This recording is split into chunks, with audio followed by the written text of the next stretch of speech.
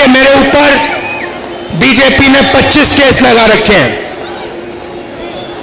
जहां भी उनको मौका मिलता है नया केस लगा देते हैं, क्योंकि वो जानते हैं कि राहुल गांधी उनके साथ कॉम्प्रोमाइज नहीं कर सकता है और नहीं करेगा। राहुल गांधी उनके खिलाफ, उनकी आइडियोलॉजी के खिलाफ, उनकी विचारधारा के खिलाफ लड़ ही सकता है।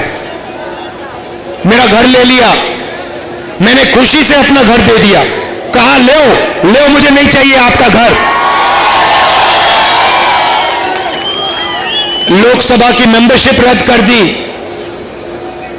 अब मैं आपसे सवाल पूछना चाहता हूं, मेरे खिलाफ 24 मुकदमे, मेरा घर छीन लिया, मेरी लोकसभा की मेंबरशिप रद्द कर दी। आपके चीफ मिनिस्टर के खिलाफ नरेंद्र मोदी जी ने कितने केस लगाए हैं? आपके चीफ मिनिस्टर के खिलाफ कितने केस नरेंद्र मोदी ने लगाए? एक भी नहीं। ना ईडी उनके पीछे है, ना सीबीआई उनके पीछे है, ना इनकम टैक्स डिपार्टमेंट उनके पीछे है। क्यों? क्योंकि चीफ मिनिस्टर केसीआर बीजेपी की पूरी मदद करते हैं। देखिए, आप बता रहे हो, बिल्कुल सही, केसीआर उनकी मदद करते हैं और बीजेपी इनकी मदद करते हैं। आप देखिए, मेरे ऊपर 24 घंटा आक्रमण चलता है, बीजेपी के सब नेता मेरे ऊपर आक्रमण करते हैं। मैं सुबह उठता हूं, अगर सारे के सारे बीजेपी के नेता मेरे ऊपर आक्रमण नहीं करते तो मुझे मजा नहीं आता, मुझे अच्छा नहीं लगता। मैं कहता हूं आज कुछ कमी रह गई, थोड़ा और जोर से मुझे बोलना चाहिए। मगर केसीआर पे, उनके परिवार पे बीजेपी का कोई नेता आक्रमण नहीं करता, कोई केस नहीं, कोई ईडी नहीं, कोई इनकम टैक्स नहीं, मिले हुए हैं दोनों। दूसरी तरफ एमआईएम है।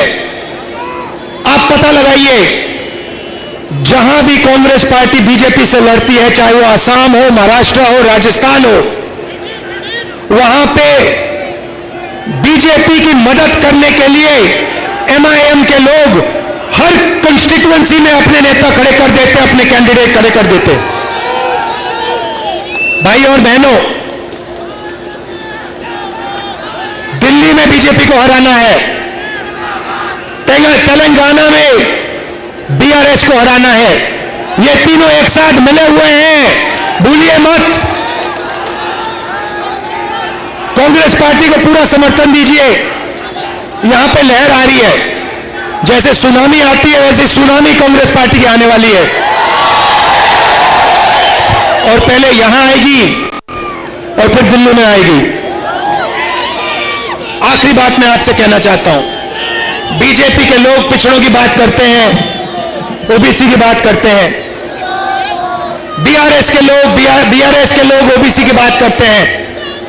मैं इनसे पूछता हूं, अगर आप ओबीसी को इतना चाहते हो तो आपने कास्ट सेंसस का जो डेटा है, जो कांग्रेस पार्टी ने कास्ट सेंसस किया था, जाति जनगणना की थी, उसका डेटा अपने देश को क्यों नहीं दिखाया?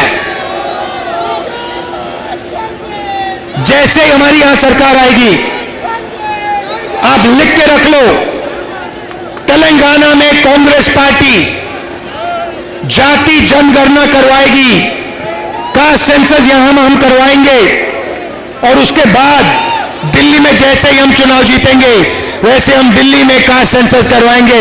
और ओबीसी की सच्ची जो शक्ति है, ओबीसी को हम उनकी सच्ची शक्ति दिखाएंगे। भाइयों और बहनों, आप यहां आए, आपने अभी मेरे साथ पदयात्रा चली, दिल से मैं आपका धन्यवाद करना चाहता हूं। दिल्ली में मैंने आपसे कहा मेरा पारिवारिक रिश्ता है, राजनीतिक रिश्ता नहीं है। आप दूसरों से राजनीतिक रिश्ता रखो, मेरा आपसे पारिवारिक रिश्ता है। जब भी तेलंगाना को, सुन लीजिए, जब भी तेलंगाना को राहुल गांधी की जरूरत होगी, मैं आपका सिपाही दिल्ली में बैठा हूं।